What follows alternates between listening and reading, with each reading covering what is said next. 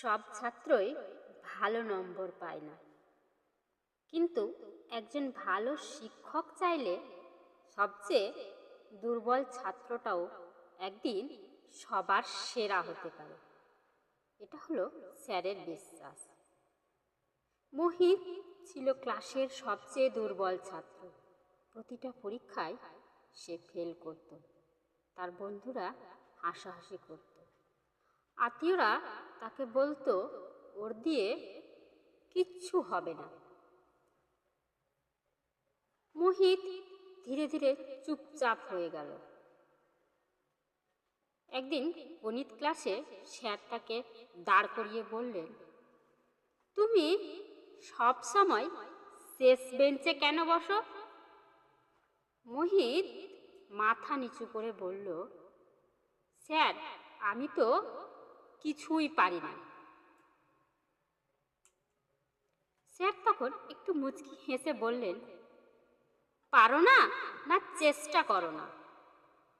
এই কথাটা তার মনে গেঁথে গেল। পরের দিন থেকে স্যার তাকে আলাদা করে পড়াতে শুরু করলেন। স্কুল শেষে 30 মিনিট অতিরিক্ত সময় নিজের ছেলের মতো করে তাকে শেখাতে আরম্ভ করলেন।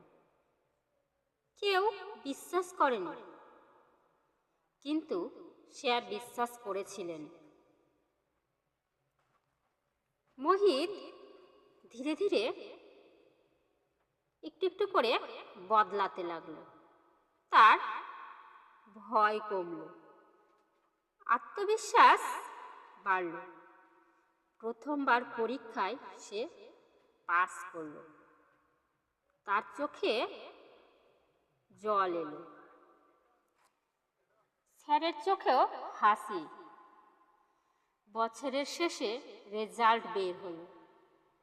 যে ছেলেটা সব সময় ফেল করত, সে এবার ভালো রেজাল্ট করে পাস করলো।